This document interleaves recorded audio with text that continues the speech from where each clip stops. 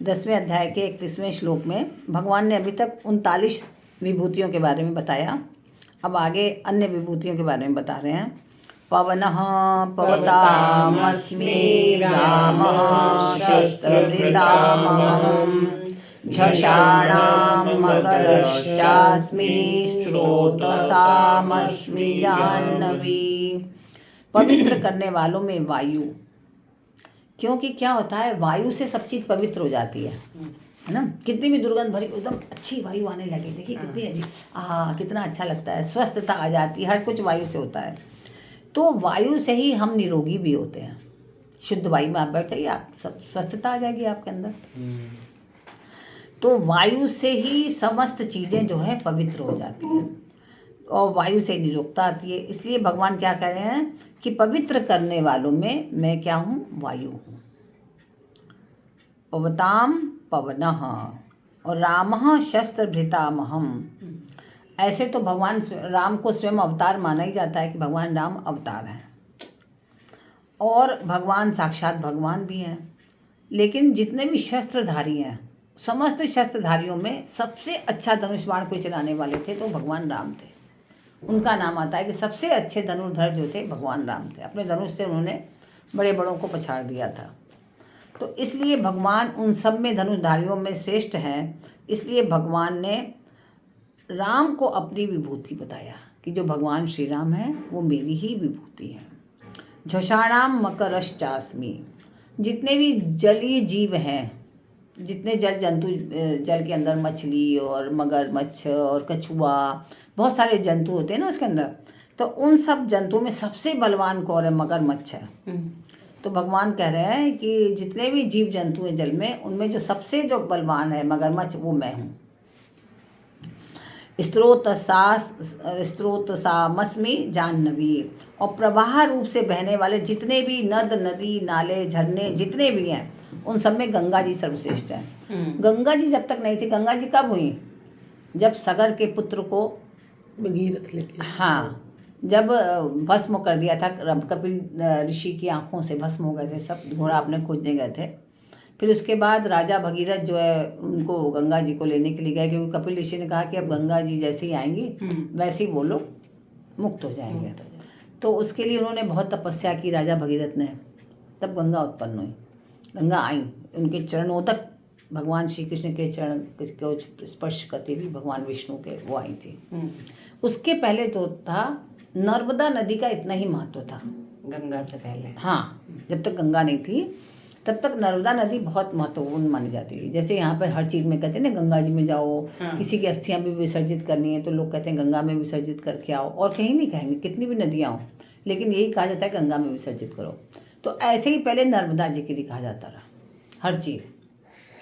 ये कई बार सुना है। वैसे इसका कोई कालखंड भी है क्या, जैसे किस कालखंड में ये हुआ था इनका? ये जो हाँ, तो वही, हाँ, अवतरण उसी में हुआ था जब राजा भगीरथ थे, उस कालखंड में हुआ था। किस कालखंड में थे वो? ये तो त्रेता में थे। अच्छा, मतलब युग हो गया वो, युग, हाँ, युग, कई युग बीत गए। अच्छा, हाँ, ऐसा नहीं है कि ये 5-6 हजार साल। नहीं नहीं नहीं नहीं नहीं नहीं नहीं नहीं, अच्छा, ये तो युग बीत गए, बहुत युग हो गए। हाँ, अभी का थोड़ी ना बात है, तो बहुत पहले की बात है।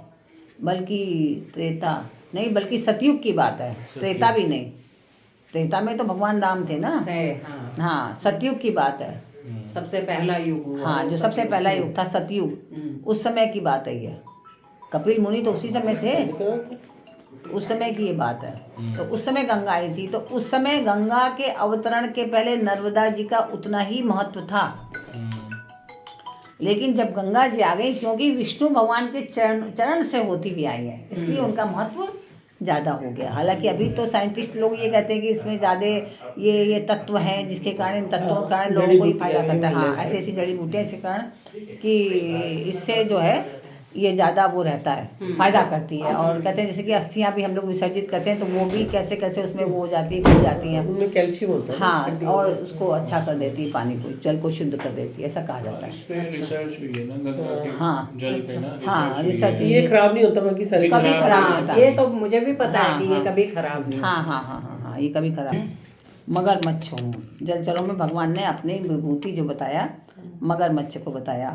प्रवाह रूप से बहने वाली जितने भी नदी नाले, नदी की बात चल रही थी, तो जैसे नर्मदा नदी के बारे में उन्होंने बताया, गंगा जी के आगमन के पूर्व नर्मदा नदी का उतना ही महत्व था जितना आज गंगा जी का महत्व है। तो भगवान ने कहा कि नदियों में गंगा जी जो है वो मेरी विभूति है, और वास्तव में इन विभूतियों की मुख्यता न मानकर हमें भगवान की ही मुख्यता माननी चाहिए सब में। जिसको भी देखें हम उसकी मुख्यता ना माने। गंगा जी देखा, अरे वाह कितनी पवित्र, कितनी, हरिद्वार जाओ तभी भी बड़ी शुद्ध पवित्र दिखती है ना, पैसा डाल दो दिखेगा। तो हम उसमें भी किसको देखें? उसी परमात्मा को देखें।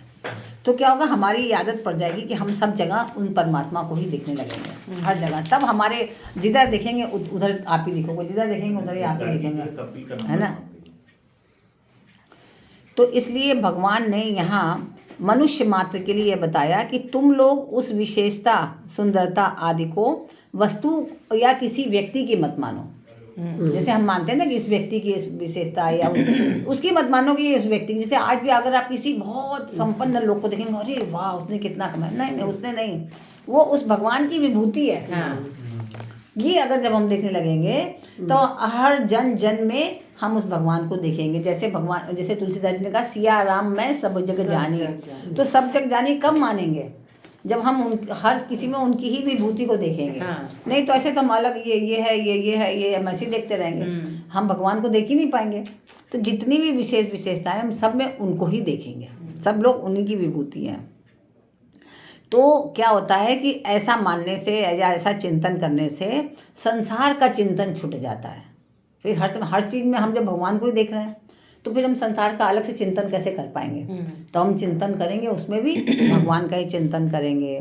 तो मेरे को तत्व से जानने पर मेरे में क्या होगा? भगवान करें कि तुम्हारी दृढ़ भक्ति हो जाएगी, भक्ति और दृढ़ होगी। जो भी कुछ है सब उन्हीं का तो है, फिर है क्या अलग? कुछ है ही नहीं।